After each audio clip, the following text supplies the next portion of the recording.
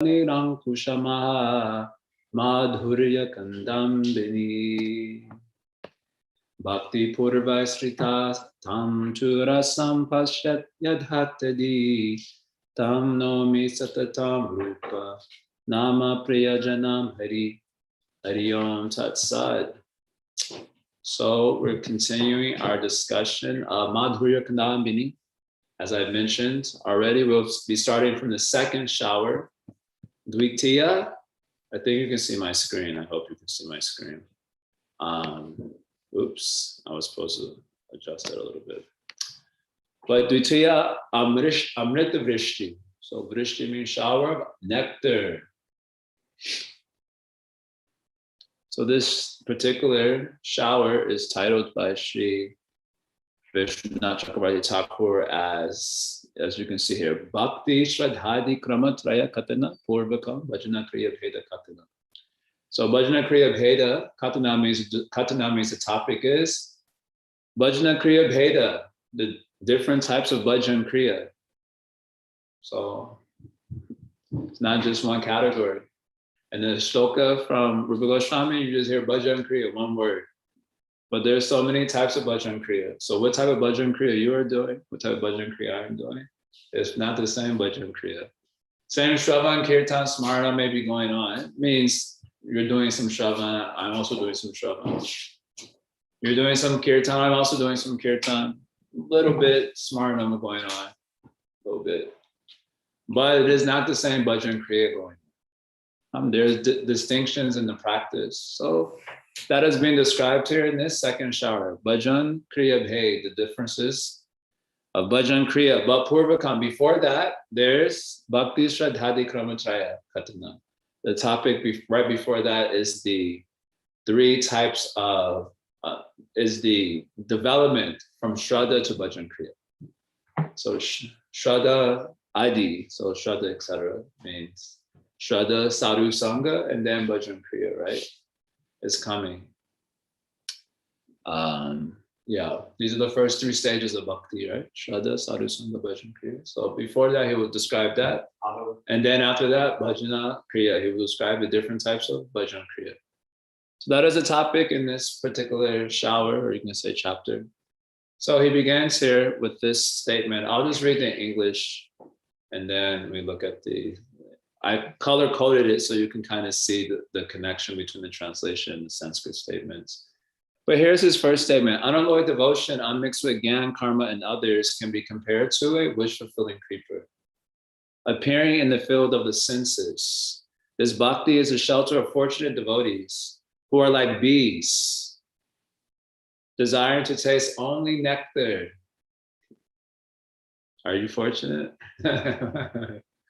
Am I fortunate? Desire only to taste nectar and who vow to give up all desires except Bhagavan and Bhakti.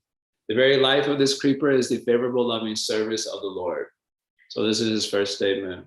So here the subject matter is Shuddha Bhakti. Sri Vishwanath Chakravarti Thakur is saying here, Bhaktir Jnana Kamadya Mishri Tatvaina Shuddhaya Kalpavalya Api. So Shuddha Bhakti. So what is Shuddha Bhakti? Jnana Kamadya Mishra Tatvaina. It is not mixed with Jnana and Karma. We heard this definition from Srila Rupa Goswami, right? Mm-hmm. We should review. What is the verse? Anya Bilashita Shonyam Jnana Kamadya Navritam Anukuyena Krishna Anushidana Bhaktir Uttama. So you meditate on this verse? You ever think about this verse? Basically, if you just study this one shloka, you will understand our philosophy pretty deeply. Just this one shloka. Even if you don't know other shlokas, all devotees in Gaudiya Vaishnavism should study at least this shloka. I even heard from one of my Sri Vaishnava friends, even other Sampradayas, they appreciate Rupa Goswami's definition of bhakti.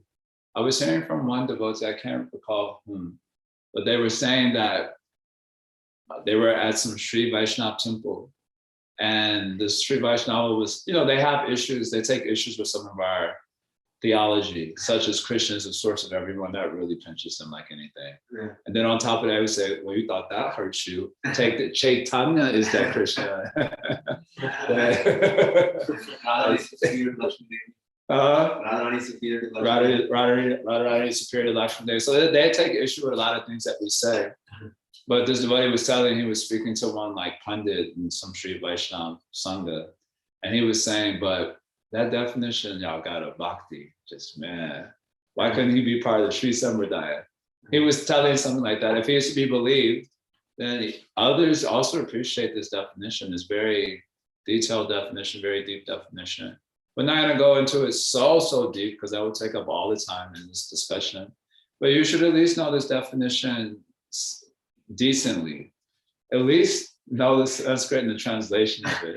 At least that much you should know. So this definition has two parts to it. We've heard Swarup Lakshana, Tatasha Lakshana, right? Swarup Lakshana means the thing itself, like what it actually is. And Tatasha Lakshana, you can say, means the effect that it has. That's one way you can think of Tatasha Lakshana. Or the thing, or Tatasha Lakshana is that which is not part of the thing, but it helps to clarify what the thing is. I always give the example of a lake. So a lake is what? What is a lake? What is a lake? Should we read? A lake? A lake. What is a lake? Reservoir of water. So everyone always tells this thing. Every time I ask this question. So is an ocean a reservoir of water? Sure. So you've not told me the difference between a lake and an ocean then. So how do I know that? Fresh water. Fresh water. Any other descriptors? Salt water. Now you're just throwing out phrases. Yeah. It's not. A lake is a large body of water surrounded by land on all sides. So the land is called the Tatasha Lakshana of the lake. Right? It's not part of the lake, but it helps clarify what a lake is. Otherwise, if you say it is large body of water, that is a Swarup Lakshana of the lake. But then you cannot tell the difference between lake and ocean, which is also a large body of water. You understand? So the Swarup Lakshana and Tatasha Lakshana is there. You understand? You understand that point? You're not saying anything. Yes, no? Repeat it. So when I do in-person classes, I ask questions. And my questions are very easy. I would have just said a sentence and then I will ask a question. What I just said, and most of the time people are like, what? Most of the time. That way you keep everyone on their toes. I may be called on next. So on the internet, I'm just like, whatever. It's just, you can't do anything because you're staring at a black hole. Black screen of death. Yeah, black screen of death. But that's a technical thing in VSOD, like when the screen malfunctions. Yeah. So when you go on the Zoom, it is similar, black screen of death. So you don't get so much inspiration to grow anymore. But in person, you can look at the eyes and get to grow. Swarup Lakshana is the thing itself. So the Swarup Lakshana of the lake is the water, right? It's watery, is it fresh water or salt water? Oh, it's fresh water, generally fresh. Does it mean you can drink it? Lake? I'm not gonna mess with that, but yeah, okay. Anyway, that's besides the point of the sidebar. Also, a large body of fresh water, that is the essential nature of the lake. And surrounded by land on all sides, it's called the Tatasha Lakshana. It's not part of the lake, but it helps you to understand what a lake is. You understand? If you don't describe lake like that, then if you only describe it as large body of water, then people will become confused. Then they will see an ocean and think it is a lake. Or sometimes they'll see a lake and think it is an ocean. Like that happens in Chicago because you can't see the land on all sides. So anytime anyone's visited Chicago, like from India specifically, they always say, Prabhuji, what ocean this is? And I said, this is Lake Michigan. They're like, it's not a lake, not Lake Michigan, but it's very big. So you can't see the land on all sides. You understand? Swarup Lakshana, Tatasha Lakshana. Still don't get it. I don't know. The term, Swarup Lakshana means the thing itself. The actual Swarup of the actual form of it. It means the thing itself, what it actually is. And Tatasha Lakshana is like the effect. It's not a part of the thing, but it helps you to understand what it is. Swarup Lakshana, okay, so Swarup Lakshana of Uttam Bhakti is Anukoyena Krishna Nushilana, right? So Krishna Nushilana means the continuous ardent actions and emotions toward Krishna. This is Krishna Anushilana. All right, this word Shilana means action, Cheshta Rupa, and it means emotions also, Bhava Rupa. It has two parts to it. Just like you have actions and you have emotions, right? So this Anushilana for Krishna, Anu means continuous, one of the translations. Anushilana has two parts to it, Cheshta Rupa, an active form, and an emotional form. right? So when you do bhakti, there's some action going on, right? Generally, either in the mind or externally with the body, mind, senses, and so on. That's called the Chesha-rupa aspect. Then there's some emotional aspect also, Bhava-rupa. Of course, in the stage of sadhana, not much emotion is there, mostly apathy is there because of hard heart. But when you get to the level of Bhavad Bhakti, it has a very emotional form also, right? There's so many emotions that you have for Krishna. So like now we do actions without emotion. Oh, some emotion is there, despair, Krishna help me. Something is there, but that is not really Bhava Rupa.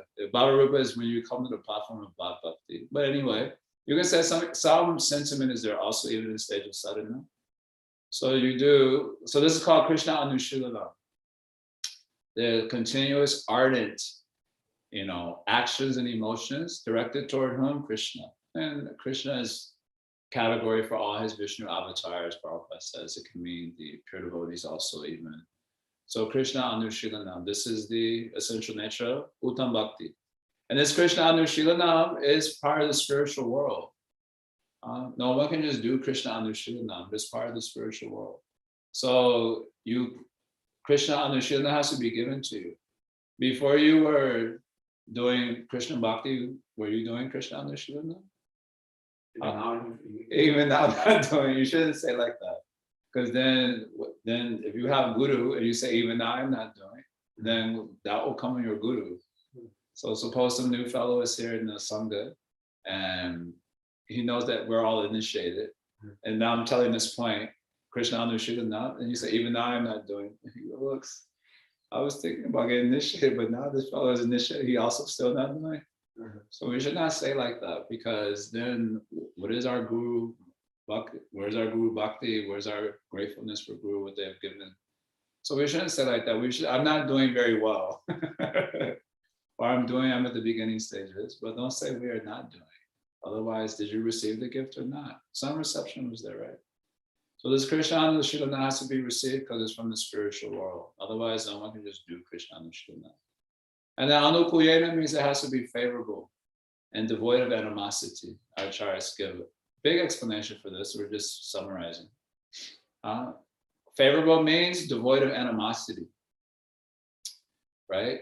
Otherwise, there's some confusion will come, just like when Krishna was fighting with the wrestlers. So they were trying to please him. And they were trying to kill him, but he was also happy with them because Krishna likes to fight. So was that Krishna Anushilana? It was Krishna Anushilana, actually, because they have full actions toward Krishna. It was full active and full emotions toward Krishna. Kill this guy. It's like a very heavy emotion was there. But it is not called as bhakti because it was not anukul. It was not anukul. It was not favorable. It was pratikula. Pratikula means the unfavorable. Another example was given by Mother Jasoda when Krishna wanted breast milk, she was giving, and the milk was boiling over. And we hear from Sri Hari Suri that milk wanted to commit suicide. So Mother Jasoda puts Krishna down. And when she puts Krishna down, Krishna becomes upset. So Krishna was displeased. Krishna was pleased by the demons and he was displeased by his mother. So then someone will say, I don't know about her bhakti because she displeased Krishna. So therefore they had to explain this word anukula as devoid of animosity. Although she incidentally displeased Krishna, her motivation was to please Krishna. She had full favorableness towards Krishna, anukul. So our acharyas explain this word anukul, favorableness, means also devoid of hostility, right? Otherwise, the demons would be included if you don't add that extra understanding, right? The demons would be included, which they have full Krishna Anushilana, but they have devoid of hostility. So someone may say, well, devoid of hostility, then why not a pot doing bhakti? The acharyas give this example. Because so many pots are on the altar with flowers in it. Yeah. And you said the pot is also devoid of hostility. Yeah. So that is also bhakti. That is also There's a Krishna Anushilana is given that time. The pot isn't doing anything. Yeah. They're just sitting there. Of course, in the spiritual world, I don't know, it might be alive, but here on earth planet, not doing anything. So the Krishna Anushilana and Anukuyena both have to be there together. So this is the essential nature of bhakti. It's favorable and filled with ardent actions and emotions directed at Krishna. That is what Krishna Anushilana. Anukuyana Krishna Anushilana is. Okay. So the Tasha Lakshana is the first line. Anyabilashita Shunyam Ganakramadya Navrita.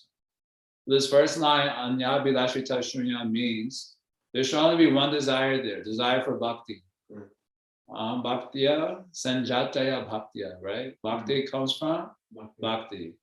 So desire is not a negative. In Vedanta, generally we're bhakti Vedanta, right? So bhakti part is there, Vedanta part is there. So Vedanta part is a lot of renounced spirit is there. So when we give in class, many times we emphasize the Vedanta part, right? Renunciation. So desire is seen as a negative often. We always present desire as a negative. I mean, let's be real. Our desires are generally problematic. This is a very popular word in the modern political landscape, problematic. But desire itself is not a bad thing. Otherwise, dharma is one of the purusharthas. Dharma, artha, kama, moksha. Purushartha means you can call them, they translate it often like the 4 aims of human life. So one of them is kama. It is a type of purushartha. Without purushartha, you cannot. Purushartha means it's like the ontology. It means like an obligation. It's a duty. So kama is one of those purusharthas. So we always hear kama translated as lust. So we have negativity toward it. But it's not lust. Actually, the word kama means like desire. And the most basic desire of every living entity is to be happy. That's the most basic. And that is not a wrong desire. It's just that we don't know how to do it. So then our desires get misdirected. We get advertised to by the material energy. Not only the government is doing advertisement, Maya herself is doing advertisement. That was called Guna Maya, right? Jiva Maya and Guna Maya, or Abharana Shakti and Vikshepak Shakti. You know these 2 Shaktis of Maya, right? Maya has 2 Shaktis. What are the 2 Shaktis of Maya? One throws away, one covers you up. Yeah, what does covering mean? This is called the Abharana Shakti of Maya. Shows you different desires. No, so Abharana Shakti means she causes you to lose self-awareness. So you're not aware that you are a soul. I'm also not aware. We just said not the body, not the body. Give nice clap. But we have no awareness. As soon as the class gets over, even while the class is going on, there's no awareness because that awareness is blocked by the Abharana Shakti of Maya. Now that you don't know who you are, you open to suggestion, right? Now, because you don't know, you have spiritual amnesia, you can call it whatever. So now you're open to suggestion. So that suggestion is called Guna Maya, right? She's putting all the modes in front of us and we're, wow, so many flavors. It's like when I was going to the store growing up and we would go in the cereal aisle and I said, ooh, wow, I get Cinnamon Toast Crunch, Golden Grams, Tricks. You can only get one cereal, so you get confused. So you just get one that time and next time you get another one and next time you get another one. So also like that, Maya putting all this thing in our face, the gunas, getting advertised to us, so we embrace it, right? So so our desire gets misdirected because it gets advertised to. But desire for happiness is not wrong. We just need to know how to get it. So one desire is accepted in bhakti, the Shuddha bhakti culture. Only one desire is accepted. Bhakti for bhakti's sake. So people can do it for other reasons also. I'm sure they do. We do bhakti for our ancestors, or bhakti for the like recently departed family members. Like sometimes someone was like, my grandma just passed away. We put the picture on the altar and then everyone do kirtan for the. Is that considered bhakti? I have my doubts. You said bhakti said Krishna Anushilana. How can we bhakti? Well, for the devotees, we would hope the devotees' psyches, they're doing kirtan for Krishna. Yeah. And they also have Krishna, you give some blessings to this lady. Yeah. So I don't think we should be all like too heavy with it. Although I always do find that culture to be very weird. Like grandma, grandma's not even a devotee. And they put her on the altar and they say, everyone do kirtan, she's recently departed. Okay, no problem. Devotees pray to Krishna and you bless this soul also, whatever. So, but the main desire should be there for bhakti in this Uttam bhakti culture, all right? Bhakti, bhaktyasam jataya, bhakti is for bhakti's sake. Anya abhilashita shunya, other desires should be zero. And the word abhilashita means like core desires. Desiredness should be zero, right? Because you can't get rid of all desires. You have desire to go to the bathroom, then not doing Shuddha Bhakti Prabhu. You have desire to eat some prasad. That's another desire, Prabhu. So all desires cannot be get rid of. But anya abhilashita. So desiredness, the word nis, when you use the word nis in English, is like they call it a suffix, right? I'm really bad at grammar. English was not my forte in school. It's not my forte now. But when you use the word suffix nis to a word, it means that it's an adjective. Then that means the nis, it indicates that it's like replete with the thing that the nis is attached to. So if you say like goodness, that means the object that it qualifies is replete with good, right? If you say, what's another word? Badness, that's Happy. Not, Happy. Happiness. So if you say happiness, that means that the object that happiness is qualifying as the adjective is replete with happy, right? So abhilashita means like desiredness. So it means like replete with that desire. It's like kind of like a consuming thing. So anya abhilashita shunya. So that should be zero. That abhilashita should be zero. But other desires, you cannot get rid of all desires in the material world. You have a psychophysical apparatus, so many desires are going to come up. Just in the course of the day, so many desires come up. But desiredness should be zero. And jnana karmadya navritam. And your bhakti shouldn't be covered by karma and gyan, right? So karma and gyan means like the unfavorable karmas and gyan, right? Unfavorable karma means material activity. Unfavorable gyan means largely it means science. Of course, I try to say Mayavada because that was the main thing they were tussling with at their, always bhaktis are tussling with the Mayavadis. But in 21st century also includes science for the most part there. That is unfavorable gyan. What do you call this? Sankhya? Sankhya, that is also unfavorable gyan. Basically, only gyan that's favorable is the type that encourages Krishna consciousness. So some devotees, if they are scholars, they may study other things so they can establish the bhakti siddhantas. But otherwise, for general devotee, this sorts of cultivation is unfavorable. So this is called Tasha Lakshana, okay? So this is the definition of Shuddha Bhakti. All right, so Shri Vishnu says it is like a desired tree, Kalpa Valaya Api. It is like a desired tree. Oh, so a desired tree means if you step in front of a desired tree, then it can fulfill any desire. Even if you have material desires, bhakti can also give you that. Do you believe that? All sorts of material desires, bhakti will give it. And then we'll see how this comes up later in this book. Because it is a desire tree. All desires can be fulfilled. One devotee, god brother of mine, Hare Krishna, this god brother is funny. One time we were going around, they were asking us, who was our favorite form of the Godhead? You know, so there's people saying Krishna and some people Radhe. Then this guy that said Mohini Murti. Yeah, like what?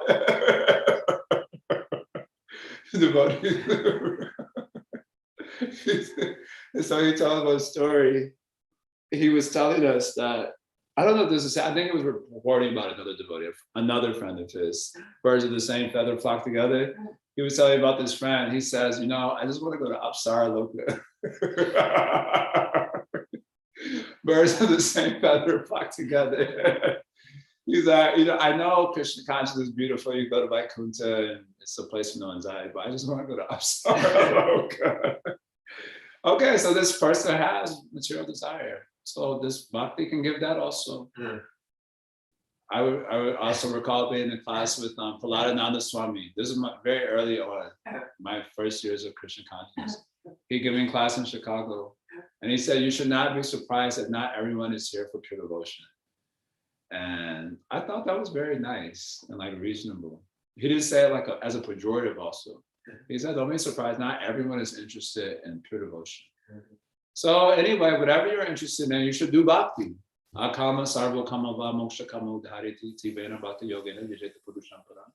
No, there's no problem. I mean, there's problem if you're trying to get the highest goal in life, but there is no problem. Otherwise, do this bhakti.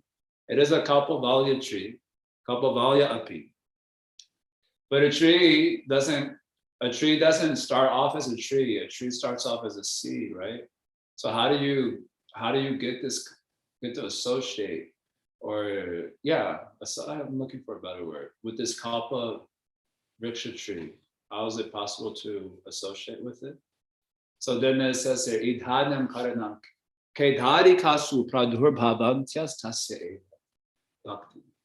So this bhakti, how does it enter into the senses? So this bhakti is a spiritual thing, composed of the spiritual energy. That's why you can't just do Krishna Anushilanam.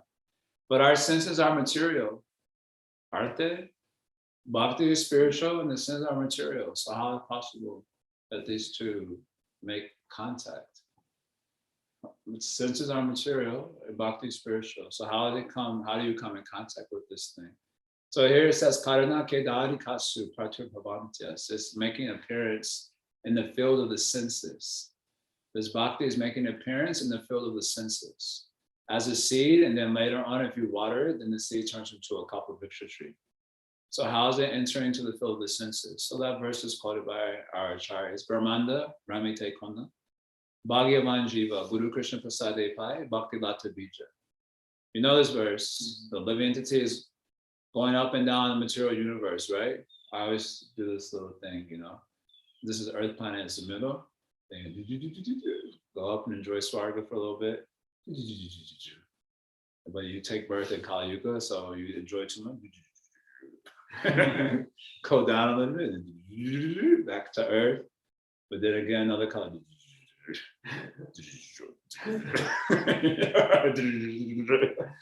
The living entity is going up and down this material world. It's called Brahmanda Brahmite.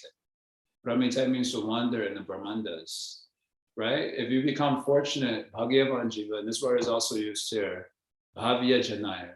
If you become fortunate, then you get the association of devotee by Krishna's mercy. Guru Krishna Prasade Pai. And this Guru Pai, he's giving the Bhakti Lata Bija, right? He gives a seed of bhakti. And this seed will later on turn into a tree. That's how it gets in the field. That's how this Kalpavriksha tree grows in the field of the senses. Because some spiritual Swarup Shakti, how you say, agent of divinity. That's kind of poetic. So Swarup Shakti, agent of divinity, came and planted the seed inside. And if you water it nicely, it turns into a Kalpavriksha tree.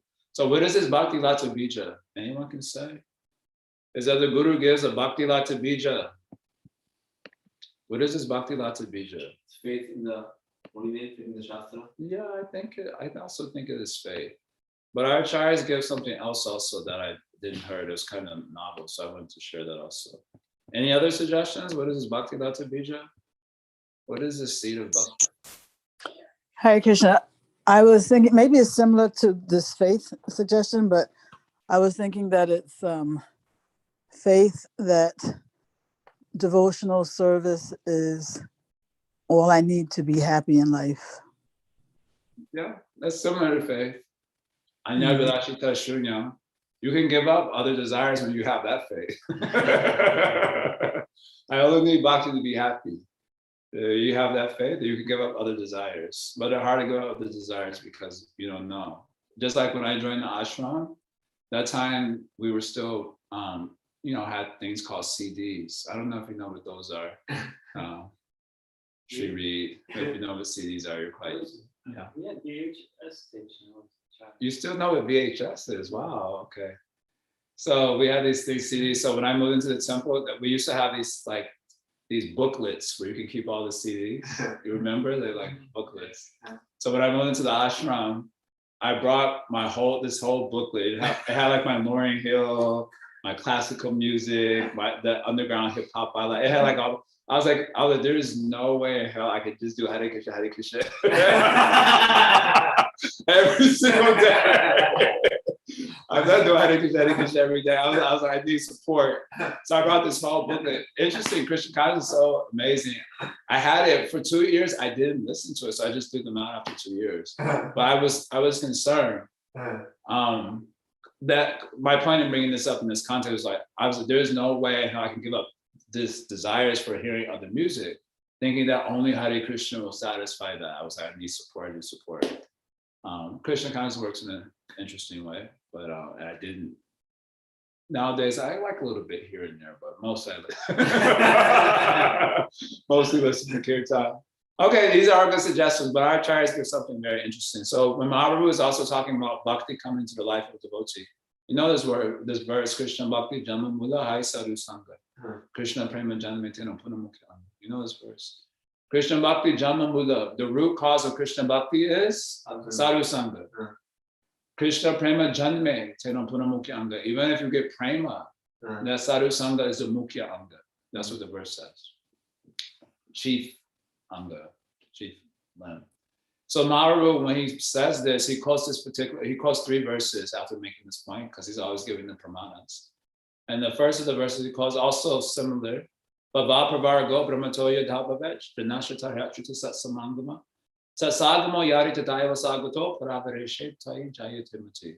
The C thing comes in this commentary. That's why the acharyas must be quoting this particular verse. So this verse says, Bhava Pravargo Brahmatoya Dhabavech, when a wandering jiva, so that's all of us, when it's time for us to get the liberation, Janashatar Hachuta Satsamangama. Then at that time, we get sadhu sangha.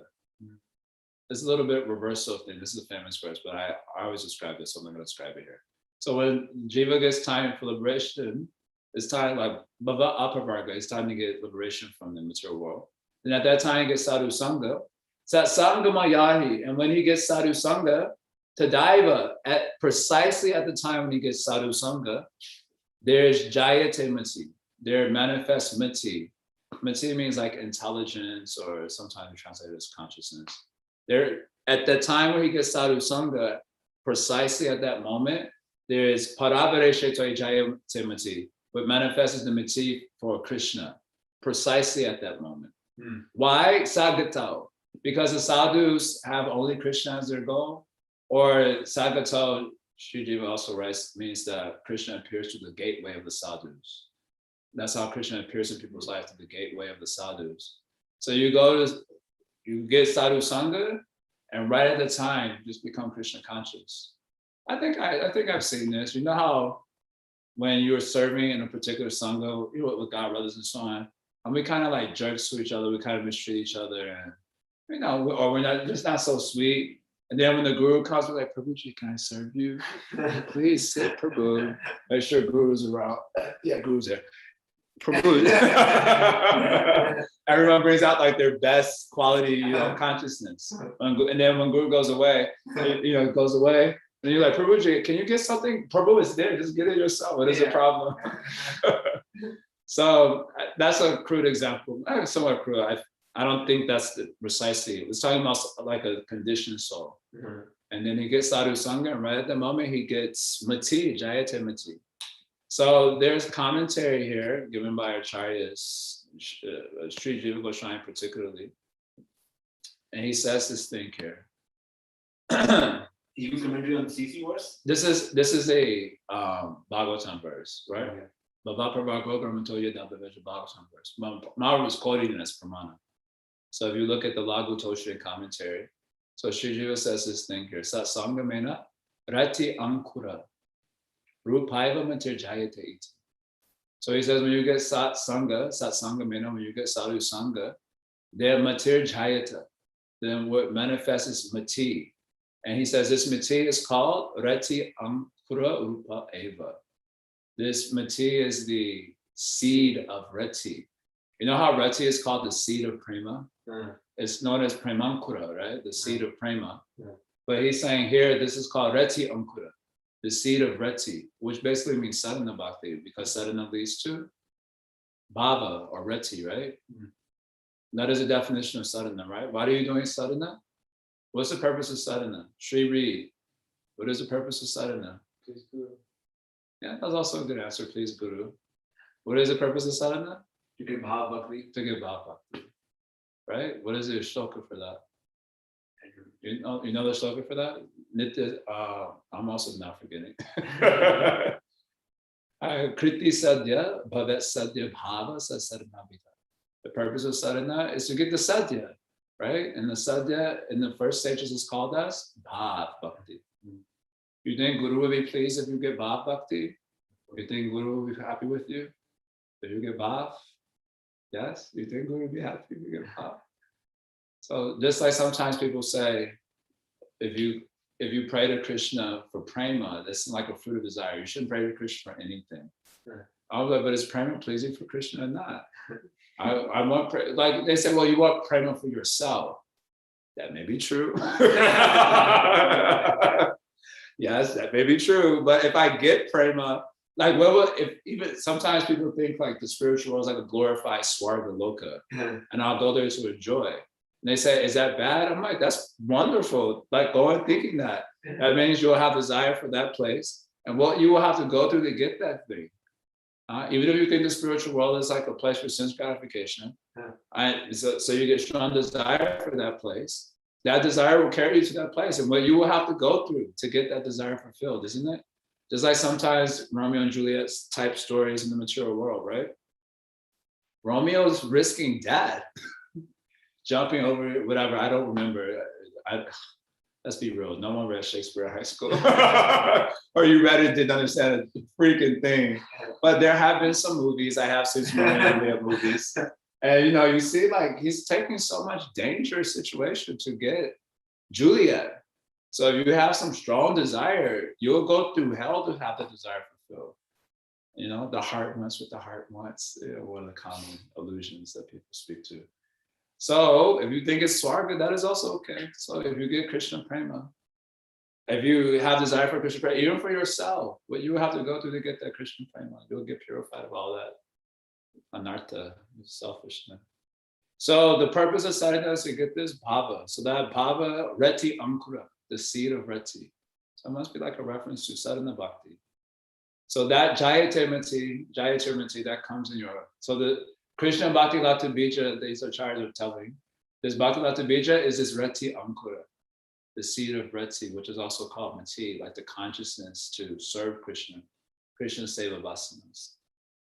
Understand? That's how this Kalpavriksha tree will come into the life. It doesn't start off Kalpavriksha tree, it starts off as a seed. And from where you got that seed, you got it from the sadhu, right? Okay, a couple more things here, and then we'll finish for today. So Kalpavalyapi, so this bhakti, Shuddha bhakti, which you got from sadhu, is like a Kalpavriksha tree, but not everyone is taking shelter of it. Who is taking shelter of it? Not everyone takes shelter of this tree, even though it can give everything. Still, we don't believe that, we have doubt on that, and we take shelter of so many other things, isn't it? We gave class the other day quoting Kunti Maharani's prayer. What is that? Edamana Madapaman, Jamaisha Yushuta Shibir. You get some, Maya does advertisement, right? We told already, right? She give me advertisement. All right, this life you're gonna look good. You get intoxicated by that, and then you become an Instagram model. So many Instagram models. Maya's advertising to the soul. All right, this life you look good. You become mad doing the Instagram thing, or now other things going also. You exploit your own beauty, or you become knowledgeable. You become some high position, and you become mad. Mad means mad, crazy, madness, edamana, and it's expanding, right? So although this bhakti gives everything, people don't take shelter of it because of different sorts of madnesses are there. We're distracted by the advertisements of Maya Devi. So who is taking shelter of this Kalpavriksha tree? This Kalpavalya api. Who is taking shelter of this bush-fulfilling tree? You are taking shelter? No? Really? Why not? You taking shelter? Sometimes. That was a better answer. You taking shelter? Rarely. Also good answer. Who takes shelter of this tree, like fully? So he is saying here, Madhuvratai ibabhavya janai. These fortunate persons who are like bees, honey bees, Madhuvratai. They want honey. Problem with us is that we want honey a little bit thicker. A little bit, just a little touch. Some honey and some meat. Some honey and some meat. Isn't it? Like Srila Gaura Govinda Maharaj is always telling in his classes, that you should take nectar, Baba. Why do you want liquor? He tells in many classes we hear, why are you going after the liquor when you can have nectar? So that is our problem, that we also want a little honey. Honey here means Krishna consciousness. Honey is used for other things also in Shastra, but in this context it means KC. So Madhu Vratari Bhavya Jana, those fortunate persons who are like honeybees, they take shelter only of this Kalpavriksha tree. And they're like Drita Vratai, these honeybees take a vow. What is that verse from Bhagavad Gita? Mahatma Nastaman Parta, Daivam Pakritamasritaha, Vajanti Ananya Manaso, Gatva Bhutadamavaya. And then what's the verse after that? Satatam Kirtanantamam, Vitam Tash, Drita So if you get under the shelter of the Daivi Pakriti, and then you get that Ananya Manaso, that Ananya Manaso means your mind knows no other, just Krishna consciousness, Krishna. Then you do kirtan all the time, so the kirtan yantama. The tantash means, I think it means the endeavor to associate with sadhus. How acharyas give commentary for this word, yatantas. And dridavrataha. Dridavrata means devotees take strong vows. And the acharyas always give this comment. I really can't with it. They said they take strong vows like following a Kadashi. I'm almost like, give some other example. Because anyway, they take strong vows. So these honeybees, Sri Vishnu is saying here, they take a strong vow, Dridavrataya. They are having a strong vow. So what is their strong vow? Narastan na palabhisan ditayaiva. They're taking a strong vow to give up all other fruits except for the fruit of Bhagavat Seva, Bhakta Seva, and so on. That is already covered in Anya Abhilashita Shrina. So that is their vow. They give up all these other desires, desiredness, and Srila Rupa Goswami's language. So these are the honeybees. Ashriya man naya swa vishayai kanukulya mula pranaya. Last point he makes here is that the very root of this pranaya means love of Krishna. The very root of this love for Krishna, this bhakti characterized by love for Krishna, is the ashriya mananya, like the root of it and the very like blood of it, the like life force of it, is favorableness towards the vishaya. Swavishaya, swavishayika anukulya. That is the very root of this bhakti. So our acharyas quote from Priti Sandarbha, and I'm just going to explain it quickly here. From Priti Sandarbha, the very root of bhakti is favorableness. Favorableness here means a desire to please Krishna. Do you desire to attain Krishna? So above that, the desire to attain Krishna. And then after desire to attain Krishna, then the actual attaining of Krishna. These three things, okay? What's the first one? The first one is the most important one. Desire to serve Krishna. The desire to please, favorableness. Favorableness means intentionally trying to please, devoid of animosity. We already taught Anukulyana Krishna Nushila, right? This is the very root of bhakti. So this is how this seed is going to blossom. So first you get this, Krishna Seva Vritti, right? Because the sadhus put the seed, the Rati Ankura Enzi. So it's going to start to blossom. At the very root of that is the desire to please Krishna. So do you desire to attain Krishna? So the acharyas bring that point up. So they say, yes, there also, after that follows this tat spriha. Tat spriha means the desire to attain that Krishna. And then after that, the actual attainment of Krishna and the bliss that follows that. Hetuka ulasamai jnana vishesha priyata. And when you attain that, there's like an extraordinary knowledge that is full of ulasamai, is full of the bliss. It is a cause of profound levels of bliss. So this is the end of this sentence, sentences about Uttama Bhakti. What we heard here is basically how Bhakti comes into a person's life and what are the qualities of that Bhakti and how that Bhakti is going to unfold or blossom. That's what he's explaining here. Now we'll give more details. We'll discuss that tomorrow. So it's 9 o'clock. My time is up. I only go up to 9. Anyone wants to ask any question on any of these points? I think they're clear enough. Is there something in the chat? I don't know. I don't see anything in the chat. Oh, great. This concept of what you asked input for from the class. What is Bhakti Lata Bij? I frankly, I didn't follow so well what that like unusual answer was. Can you repeat that? What is the Bhakti Beach? What is the three of that? This, you remember you asked us what is. Yeah. I remember. I'm asking in the room here also. What is the Bhakti Beach? No, I already forget from this. It was the Shraddha was the answer he gave. That was wrong. That was the wrong answer. It was not a wrong answer. Shraddha is the answer. I believe Srila Bhaktivinoda Thakur gives that explanation. So we gave another one from Jiva Goswami. What is? So after every class there should be mini tests. Huh? Sadhu Sangha gives the seed. No, it's the Ankura. It's the seed of Rati. Yes, Rati Ankura. The seed is the Rati Ankura, which means the seed of Rati. And that translates as basically translates as the desire to render Krishna service. Krishna Seva Vritti means Krishna Seva Vasana. Vasana means like an imprint, right? And Krishna Seva means the desire to serve Krishna. So that Krishna Seva Vasana is basically the seed. Also, Jiva Goswami calls it as the Rati Ankura, which is the seed of Rati. So I said the seed of Rati is sadhana, because sadhana bhakti leads to Rati, right? Known as Bhava. So the seed of Rati must be a reference also to sadhana. And that sadhana will be characterized also by the same definition of Uttama Bhakti. Anupunyana Krishna Nishtada. And that applies to sadhana bhakti also. So that's what it is. It is either Rati, the desire to serve Krishna, sadhana bhakti. So you do sadhana to get that Krishna. So that sounds pretty close to the suggestions that were made about faith in devotional service. That's why I said that is not a wrong answer. So we were just giving you specifics given from Jiva Goswami, that's all.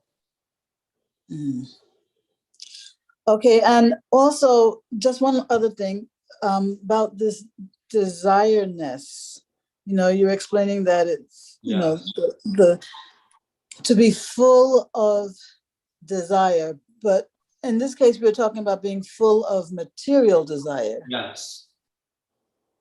Because the soul by nature is also full of desire, but it's desire for Krishna's happiness. Not exactly. Anyway, we'll go with that. But the point that's being made here is that the only desiredness that should be there is desiredness for bhakti, or the desiredness for Krishna. And other desiredness should be zero. That's what the statement is saying. So if you're full of desire to attain Krishna, very good. That is very much welcome. But you're full of desiredness to make money. You need money sometimes. So sometimes you have desire for money, but you may not have desiredness for money. You see the difference? Yes. You need some money. So you think, I need some money, I have to get this thing. But that's not like your preoccupation. So you do what you need to do to get the money, and then you do it. It's not filling up your whole being. But there are many people out there that have desiredness for money. We usually call them greedy fellows, corporate people with some governments. They have desiredness for money. So that desiredness is problematic. But the desire is not problematic. Of course, so if you too much associate with certain desires, then it becomes desiredness. So certain things we get warning about. Like wealth is definitely one of those things. In the beginning, you don't have desiredness for money. You just have a desire for money. Then you make some money in an easy way, and you're like, that was kind of easy. And then all of a sudden, your desire turns to desiredness, and then you're in difficulty because you chant japa, you're thinking about that. You're hearing Hari Katha, you're thinking about that. You associate with devotees, you're thinking about that. So then it becomes a problem. So that is what this verse is saying. That if the only desiredness that should be there is desiredness for Krishna. Other desiredness should be. So for the accomplished devotee, this is his natural state, and for the sadhaka, we have to, cut it out. Some desiredness comes up for sure in the course of you know, in the course of entering the wilderness of Anarchanavritti, or in our first class, the Middle East of Anarchanavritti. So desire this is one of those things that we have to tussle with periodically or regularly even. So for us, it would be like a conscious practice of cutting it out, the desiredness. But yeah, desires will come up all the time. It's completely unavoidable in the material world.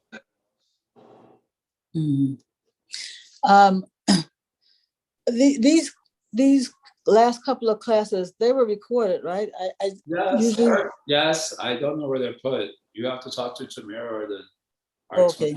I don't know where anything is at. Yeah, because normally they're put out, right away, but they haven't been appearing. So I was wondering what happened. Tamira, he can give an update in the WhatsApp group. So I was thinking about this friend of mine who we worked together in the same area, but he was doing. Okay, thank you, Prabhu. Okay. Hare Krishna. Anyone else wants to say anything? 5, 4, 3, 2, 1. Okay. All classes are archived on YouTube now. Okay. Oh, One. I have a question. So, you mentioned that the sadhu sangha, for the word sadhu sangha is the root of devotion. Yes. And it's the root of achieving the final goal you mentioned there. So then, which sadhu sangha is that also specified there? Like, what is sadhu sangha? Yeah, and which sadhus, and is that also another concern? Question is called sadhu sangha is the root cause of bhakti. Question is what type of sadhu sangha? Okay. So yeah, all devotees make a big deal out of this one. I've seen it in all sanghas, they make a big deal out of this. Unless you're associating with Maha Bhagavat Nitya Siddha, and then you just feel like you start like suspecting everyone you're around. Are you Maha Bhagavat? Y'all are all useless. I've seen this everywhere, this culture. Like everywhere I've been, everyone's, because Shastra is also saying you need an association of pure devotee. So you start looking at everyone like, I've seen it. I've seen it. You ain't pure. Srila Bhaktivinoda Thakur, he has this book called Sri Chaitanya Shikshamrita, right? You know this book, you've heard. So in the 5th shower of that book, chapter, he talks about different types of devotees and the power they have to distribute Krishna consciousness. So he says, if you pramika, you have like unlimited power. You can just, whoever you want to get it, they'll get it. If you have bhav bhakti, he says a bhav bhakti can take a sadhaka and bring him to the state of bhav very quickly, and take a non-devotee and bring him to the state of ruchi very quickly, and then after that to the bhav, a bhav bhakti. And then he says sadhakas of Vaidhi type or Raganuga type, they have power to give faith, which is basically the seed, these desires to serve Krishna. They have that power. So it is saying, presumably, that most of the people who are distributing Krishna consciousness in this world may not be Mahabhagavats, but yet they're making devotees. So how is that possible?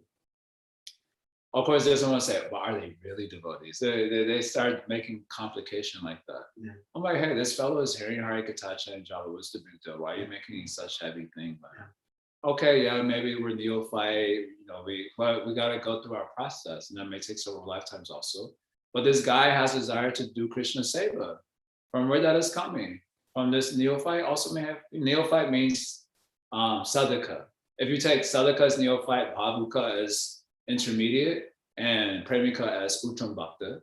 So sadhaka is a neophyte from that general category. So he is given this Krishna Seva Vasana has come from him. So they have that power. So the verse is Krishna Bhakti Jalma Mula Hai Sadhu Sangha. The root cause of Krishna Bhakti is Sadhu Sangha. So what type of sadhu? Even that sadhu will be welcomed. He is also sadhu. And of course, even that type of sadhu is welcome. Sadhaka. So he's practicing, he's doing Hari Kirtan, and then someone's getting faith and they're joining. So I also quoted this verse the other day, Tula Yamala Venapi, Naswarga Namavam, Naswarga, Apavargam Bhav. Oh my God, Bhagavad Sangi Sangasya Martyanam Kimutashisha. Right, I quoted that second line. Na Swargam, na Punarbhavam. So the verse says that even this is Shaunaka Rishi glorifying Sutta Goswami. He just heard most of the first canto, right? Then they started glorifying him, like, man, we were doing this karma kanda yagya. Now you're showering this Govinda nectar on us, and this is like awesome. And then they say this verse, Tula Yamala Vedapi, this is a glorification in context of Sutta Goswami, that even a moment's association with a sadhu, Bhagavad Sangi means sadhu, someone who has Krishna, basically. So if you do Bhagavad Sangi Sangasa, you do Sangha with this Bhagavad Sangi, even for a moment, you better not compare that to the full fruit of karma and gyan.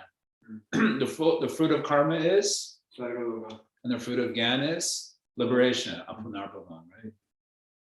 So in the commentary there, Martyanam Kimutashisha, we'll just speak of this worldly stuff that is here today and not tomorrow. So in the commentary there, Sri Vishwanath gives a nice commentary. I always liked it. He said this applies to a sadhaka. That even a moment's association with a sadhaka should not be compared to swarga. And then what to speak of a long association with such sadhakas, and what to speak of a bhavuka devotee, what to speak of a premika devotee. So yeah, let's say, maybe mine is a generous wrong understanding, I don't know. But taking inspiration from these statements of the acharyas, then what you were saying, what type of sadhu? So even the sadhaka is there, he can give it, why not? Of course, the higher level, the sangha, the better the nectar. That's just a fact. You know, so if they're Mahabhagava, Bhavuka, Premika, whatever, then yeah, that is better. There's no doubt about it, that is best. But sadhaka is also welcome. Just like I was telling, people don't live with devotees. So, and then they don't practice. They don't come around. As you were also telling me the other day, they make a little bit of money and say, yeah, you know, I'm going to live here 3 hours away from the devotees. You're like, it's the kind of far. Yeah, but I kind of need my own space, you know, and I'll still do japa. I'll still, you know, I'll hear Harikatha. They like tell you all their plans for how they're going to remain Krishna conscious. And you're just like, And then as soon as you get outside the association of sadhakas, they may not even be very high level sadhakas, but they do sadhana. Then you can't do a damn thing. You're trying hard. Hare Krishna. Boom. Starts off like that, but there's no one to check you, no eyes on you, nothing. So I take it like that. Maybe that is a generous understanding. I don't know, but I take inspiration from these statements of Thakur Bhaktivinoda Sri. What was the verse for that? That's 118. I think it's 118:13. It's also quoted in the fourth canto, the Prachetas pastime, but I don't know the location. So from this verse, Mahaprabhu said this thing: Sadhu Sangha, Sarva Shastra Koy. Sadhu Sangha, Sadhu Sangha, what is this? Lava Matra, Sadhu Sangha, Sarva Siddhi. From this, and then Mahaprabhu quotes this verse. So this is nice, inspiring thing. So you don't have to look around, look at the devotees around you with suspicion. Like, well, I just heard in the class that I got a social, and you're just like looking, not saying everyone's taking prasadam together, and you're just like, this is bad association. Y'all not pure. Never mind that you're not pure. You just gloss over that. Like, you're not pure. You're not pure. Okay, I mean, do what you got to do, but that might be a dangerous thing to do. Okay, so we'll stop here. Hari Om Tat Sat. Thanks a lot. We'll continue on Monday, and Saturday, Sunday still on. So on Monday we'll continue Madhurya Kadambini. Hari Bo, Srila Prabhupada Ki Jai.